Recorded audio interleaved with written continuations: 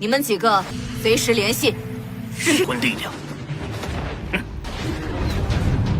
分两局。哼，你们几个追左边。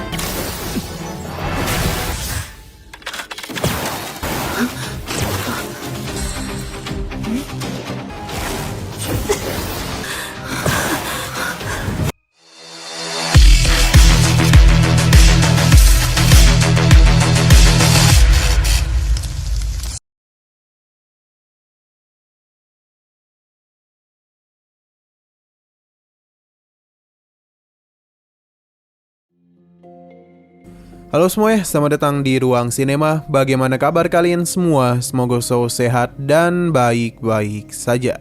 Sesuai jadwal, jadi pada hari ini kita akan kembali melanjutkan series Donghua Martial Master episode terbaru, yang mana ini adalah episode yang ke-513. Bagi yang bergabung dan series ini, kita sudah sediakan playlistnya. Jadi kalian bisa mudah mencari di mana episode awal dari series ini. Tapi sebelum kita mulai episode terbarunya, kita akan melihat dulu apa saja yang telah terjadi pada episode sebelumnya, tepatnya pada episode 512. Kemarin, segel jiwa yang Qin Chen tanamkan kepada Lu Mengqi telah diketahui oleh salah satu pria berjubah. Dia tidak ingin segel itu dihapus dulu sebab dia ingin melihat siapa yang berani berbuat seperti itu kepada gadis istana Piao Miao. Qin Chen meladeni permintaannya dan sempat saling bertarung di dalam alam jiwa Lu Mengqi. Akan tetapi pria itu berhasil menemukan keberadaan Qin Chen dan juga sempat bertarung dengannya. Selain itu, Tian Fei bersama dengan yang lainnya pun diutus untuk mengejar Qin Chen. Pelarian Qin Chen tidaklah mudah sebab pria itu terus mengganggunya. Bahkan Qin Chen sempat terhenti karena harus meladeninya dulu. Pada akhirnya, Qin Chen pun mulai serius dan melepaskan segel jiwa di tubuh Lu Mengqi. Dengan begini, keberadaannya tidak akan bisa diketahui lagi. Namun Tian Fei menggunakan jejak kekuatan Qin Chen pada kompasnya, yang mana itu pun membuat mereka tahu kemana dia pergi. Sedangkan Lu Mengqi yang baru saja sadar tidak tahu apa yang telah dia alami. Sekarang kita akan melanjutkan episode terbarunya. Kita dibawa kepada Hong Yan, yang mana dia memberitahu Lu Mengqi kalau sebelumnya dia sudah diperbudak. Mendengar hal itu tentu mengejutkan dirinya, karena bagaimanapun Lu Mengqi tidaklah bisa mengingat apapun.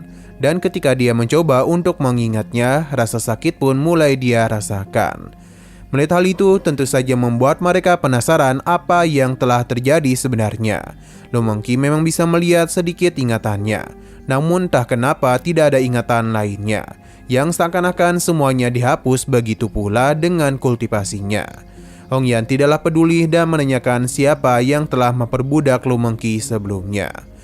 Akan tetapi tidak ada satupun ingatan yang dia miliki. Bahkan seberapa keras pun dirinya mengingat, semua itu lenyap begitu saja. Karena jiwanya telah diledakkan oleh orang lain, yang membuat memorinya benar-benar terhapus. Dan begini jiwanya juga telah rusak parah. Kedepannya dia akan sulit untuk bisa meningkatkan kultivasinya. Mendengar hal itu membuat Master Hong Yan paham kalau kedepannya Lu Mengqi sudah tidak ada gunanya lagi. Jadi daripada menerima beban di kelompoknya, Hong Yan langsung saja melenyapkan Lu Mengqi. Dia menghabisinya hanya dalam satu kali serangan saja. 到底是谁奴役？我不知道。他的灵魂印记已被对方严重受损，今后妻子就只能是个初期武，要他何用？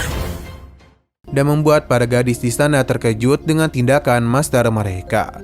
Hong Yan memberitahu semua muridnya jika suatu hari nanti mereka diperbudak, maka tindakan yang harus mereka lakukan adalah bunuh diri. Ia tidaklah mempermasalahkan mereka mati selama tidak ada informasi yang mereka berikan kepada pihak musuh. Jika sampai rencana dari Tuan Putri mereka gagal, maka merekalah yang harus bertanggung jawab. Pria berjubah menenangkan Hong Yan, karena mereka itu harus mencari pria sebelumnya yang memata-matai mereka. Apapun yang terjadi mereka harus bisa menangkapnya. Hong Yan memintanya untuk tidak khawatir, sebab tidak akan lama lagi pria tersebut pasti akan ditangkap. Karena tidak ada yang bisa melarikan diri di hadapan istana Piao Miao mereka. Hong Yan kembali mengutus beberapa muridnya untuk memberikan bantuan kepada Tian Fei. Dan jangan ragu menghubungi mereka dan mencoba untuk memberikan pesan kepadanya. Pria berjubah sangatlah penasaran dengan identitas pria tersebut, karena bagaimanapun dia memiliki kekuatan jiwa yang begitu dalam. Pria berjubah hitam pun akan kembali melanjutkan ritual mereka, karena ini harus segera diselesaikan.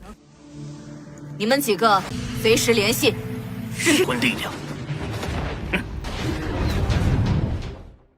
Xiano berpindah kepada Bang Qingchen yang terus melarikan diri dari kejaran kelompok Tianfei. Meskipun dirinya sudah pergi cukup jauh, namun kelompok Tianfei masihlah bisa mengejar dirinya. Padahal bisa dikatakan juga ini adalah celah ruang yang tentu akan menyulitkan mereka dalam melihat pergerakannya. Akan tetapi, kelompok Tianfei memiliki kompas yang bisa tahu di manakah Qingchen berada. Jadi kemanapun dirinya pergi tidak akan sulit untuk mengejarnya. Pengejaran pun terus mereka lakukan dan ini menyadarkan Qingchen kalau mereka masih berada tepat di belakangnya. Qingchen mulai menduga kalau mereka menggunakan semacam harta yang bisa melacak tubuh seseorang. Ia pun mencoba untuk meningkatkan kecepatannya yang membuat Tianfei semakin kesal saja. Karena bagaimanapun kompas ini masihlah belum mampu untuk mengejarnya. Sesaat kemudian Tianfei dihubungi oleh Hongyan kalau dirinya sudah mengirimkan seseorang agar bisa membantunya. Jadi apapun yang terjadi, mereka harus bisa menangkap pria tersebut. Xiano berpindah kepada Qingchen yang mana dia menyadari ada beberapa orang yang telah berhasil mendekati dirinya. Dia pun tidak boleh berdiam diri saja dan harus mencari cara lain, karena cepat atau lambat dirinya pasti akan tertangkap. Dan benar saja ketika Qingchen mengecek, posisinya itu hampir saja terkepung. Maka karena itulah dia pun mulai membentuk klon agar bisa mengecoh orang-orang itu. Apa yang Qingchen lakukan sepertinya berhasil, karena kompas milik Tianfei tiba-tiba saja membentuk dua arah yang berbeda. Jadi dia pun mulai membagi tim agar bisa mengejar Qingchen secara bersamaan. Namun sayang sekali kelompok Tianfei mengejar yang salah, karena dia itu malah pergi ke klon yang Qingchen bentuk. Sedangkan kelompok lainnya pergi ke tubuh asli Qingchen berada. Akan tetapi Qingchen tidaklah berhenti sampai di situ. Dia kembali membentuk beberapa klon agar bisa mengecoh mereka lagi. 你们几个追左边。 Tindakan yang Qingchen lakukan semakin membuat Tianfei marah, karena bagaimanapun pergerakan yang mereka lakukan seakan-akan sia-sia saja. Bahkan Qingchen terus membuat klon agar mereka kesulitan dalam menangkapnya. Tidak hanya itu, ini juga dia lakukan agar bisa membuat mereka kelelahan, karena tidaklah mudah melakukan perjalanan di dalam celah ruang. Rencana Qingchen berjalan dengan sangat lancar. Kini kelompok Tianfei segera pergi secara satu persatu, namun tetap tidak bisa menemukan keberadaan dari Qingchen. Padahal jumlah mereka sangatlah banyak, namun tidak ada satupun dari mereka yang bisa melihat dia ada di sana. Bisa dikatakan kalau Qingchen berhasil menipu mereka dengan begitu baik, sebab para gadis ini hanya bisa pergi ke sana kemari namun tidak mendapatkan hasil apapun. Pada akhirnya Tianfei bersama dengan para gadis lainnya pun kelelahan. Dan tidak lama kemudian jejak Qingchen pada kompas pun telah hilang. Untuk Abang Qingchen sendiri dengan santuy pergi melarikan diri.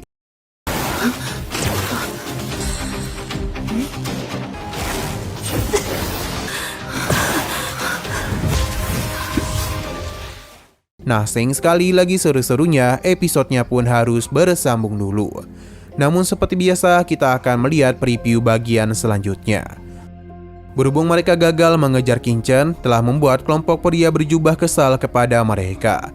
Ini pun menciptakan ketegangan antara kelompok pria berjubah dan orang-orang dari istana Piao Miao, karena mereka dianggap tidak berguna. Hongyan membenarkan kalau mereka telah gagal, tapi seharusnya pria ini sadar betul kalau dia telah kalah dalam duel jiwa dengan pria barusan. Jadi jika saja dia menang, maka mereka tidaklah perlu melakukan pengejaran. Jadi yang tidak berguna di sini adalah pria berjubah hitam.